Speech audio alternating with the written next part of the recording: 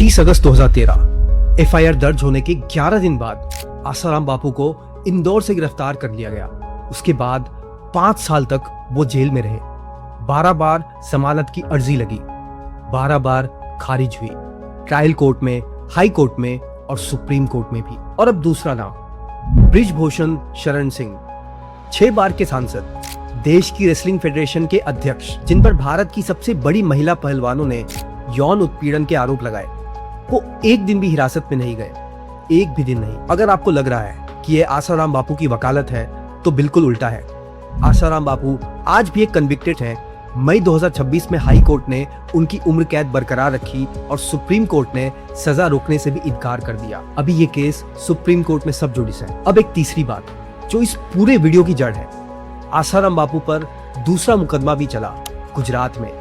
उसमें आरोप 2006 तक की घटनाओं के थे। एफआईआर दर्ज हुई 2013 में, यानी 7 साल बाद। 7 साल की देरी और फिर भी उम्र कैद। पहलवानों के मामले में आरोप 2016 से 2019 की घटनाओं के थे। शिकायत 2023 में, यानी 4 से 7 साल। उतनी ही देरी और अदालत ने उसी देरी को शक की वजह माना। एक ही देश, एक ही कानून, एक ही सवाल। देर से की गई शिकायत का क्या मतलब है? 2 बिल्कुल उल्टे जवाब। ये वीडियो इसी फर्क के बारे में है और ये फर्क सिर्फ इन 2 आदमियों तक सीमित नहीं है।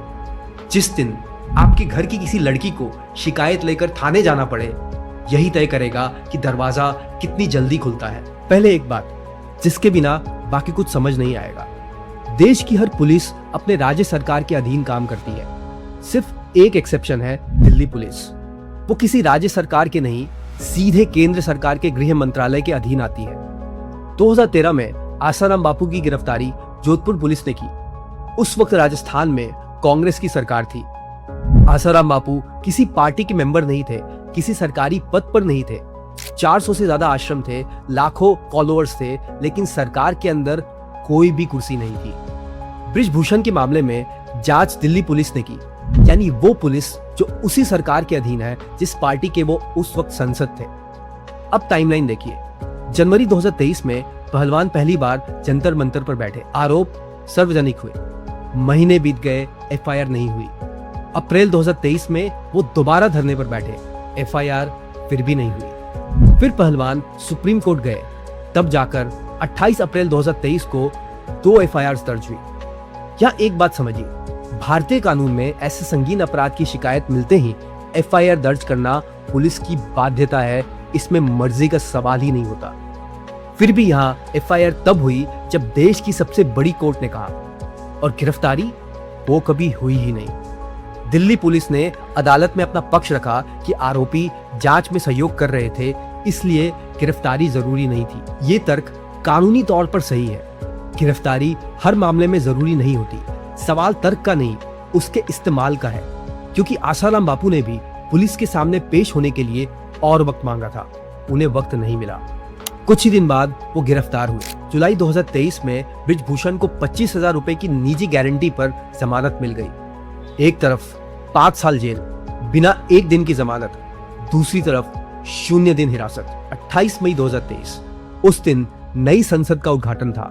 पहलवानों ने उसी दिन संसद की तरफ मार्च करने का ऐलान किया। उन्हें इजाजत नहीं थी। पुलिस ने रोका, धक्का मुक्की हुई।